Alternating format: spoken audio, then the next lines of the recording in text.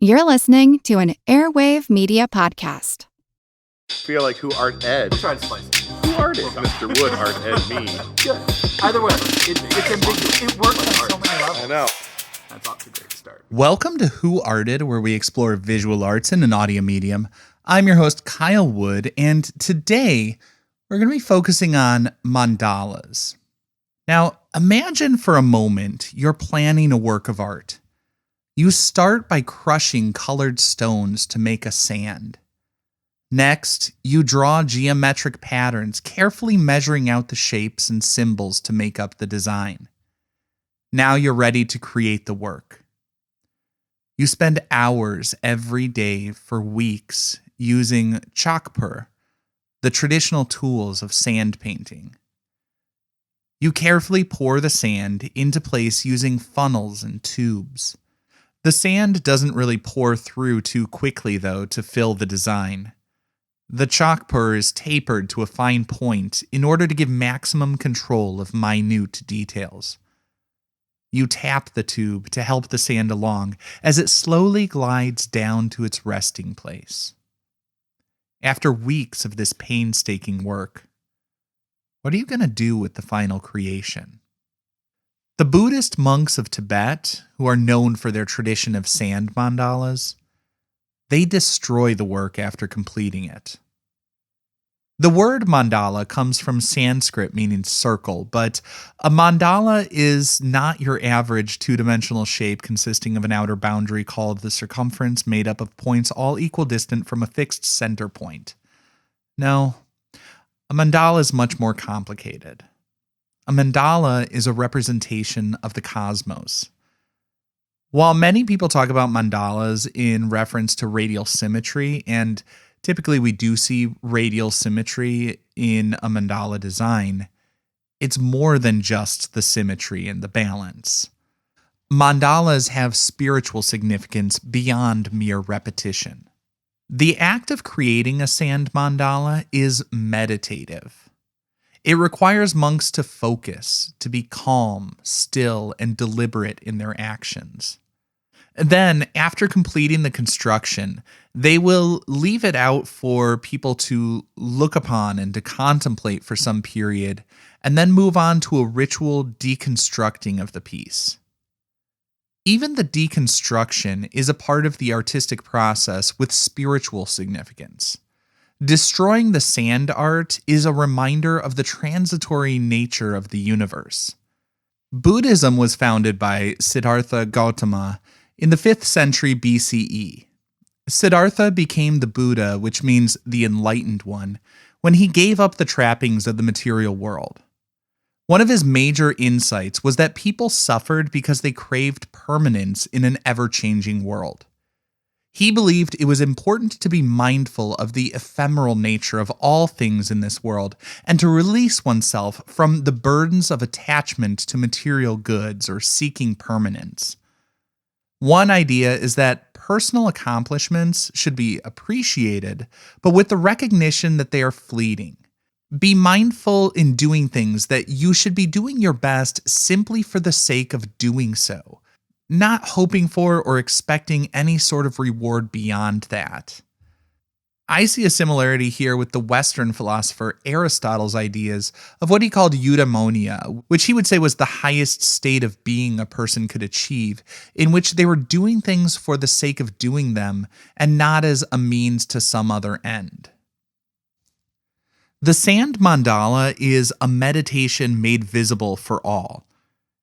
The creative process is a drawn-out meditation by the monks. But the design itself is also intended to be symbolic and spiritual, even just for people looking upon it. Every aspect of it, from the beginning of the creative process through the visualization and the ritual deconstruction, is meant to help people to be more mindful. To be in the moment and consciously aware that all things are fleeting, but there's something beautiful in that as well.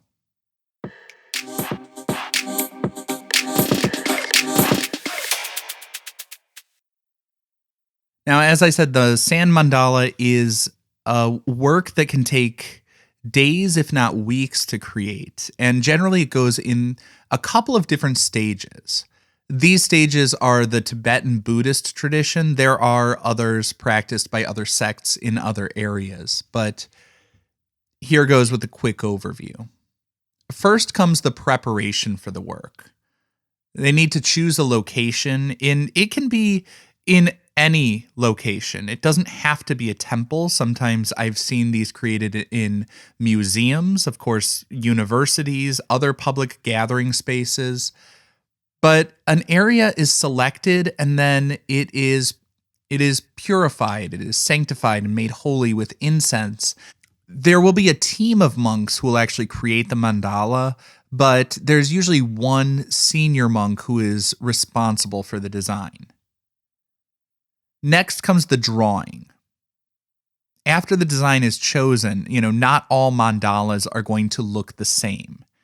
They design it using chalk, and this is something that monks study and practice and learn the arts and develop their craft before they go into creating these larger scale sand pieces. Just like we train to paint and draw in other areas, this is something that they take very seriously and they study for years. They study the arts before making these ritualistic mandalas. The design might feature a Buddha in the center. There may be a Tibetan star, another Buddhist deity, and the design may be sort of circular or more squared. But the designs always begin at the center and they work their way out.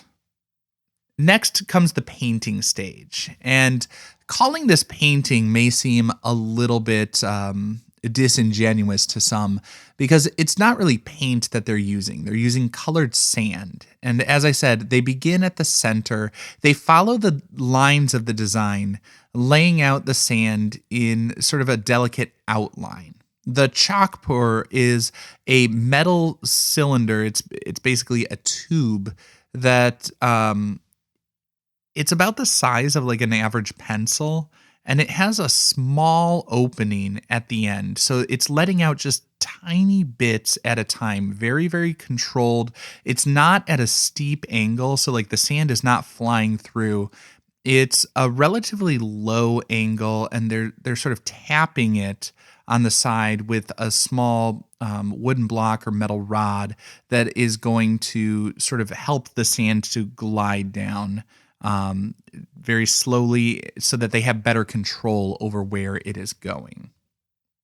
Of course, as I say, the chalk pour is the traditional tool that's typically used, but there are differences amongst different monks. Some monks actually will prefer to create the design applying the sand by hand, just scooping out small bits and dispensing it with their thumb and fingers. Next comes the shading and accent. And, just like in any other art form, I feel like the shading, the variations in the hues and all of that sort of stuff really brings it to life. The sand painting starts off with sort of the contour line drawing, the outlines of the different designs, and then they start to fill in the pieces.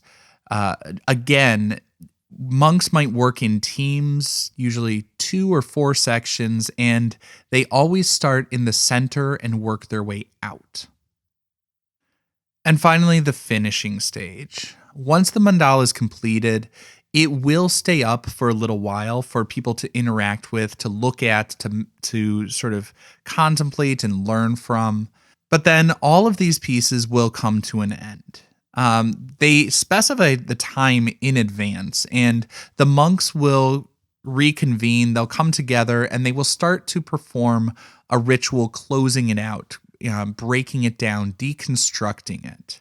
There will be blessings and prayer and purifications. And then the lead monk will draw a line vertically through the center of the mandala and then another horizontally.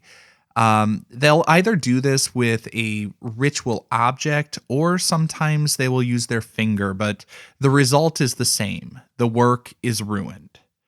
The other monks will then start to push the sand around into a heap. Depending on, the circumstances why it was created, sometimes sand is poured into little plastic bags, which are given to spectators and guests as blessings. And sometimes the sand is brought to a running stream where it's ritually poured out into the waters. And again, it is, all about this being deconstructed, and it's washed away, and it is dust in the wind or in the water. As the sand mandala, like everything else in the world, is destined to be broken down and scattered and reincorporated into something else. Because the only true constant is change. That and podcasters will constantly be begging you to please leave a rating or review, and be sure to like and subscribe on your favorite podcast app. This concludes this week's episode of Who Arted, part of the Airwave Media Podcast Network. If you found this tolerable, please leave a rating or review on your favorite podcast app. You can find images of the work being discussed this week and every week on social media at Who Arted Podcast on Twitter, Instagram, and TikTok, and of course on the website whoartedpodcast.com. Podcast done.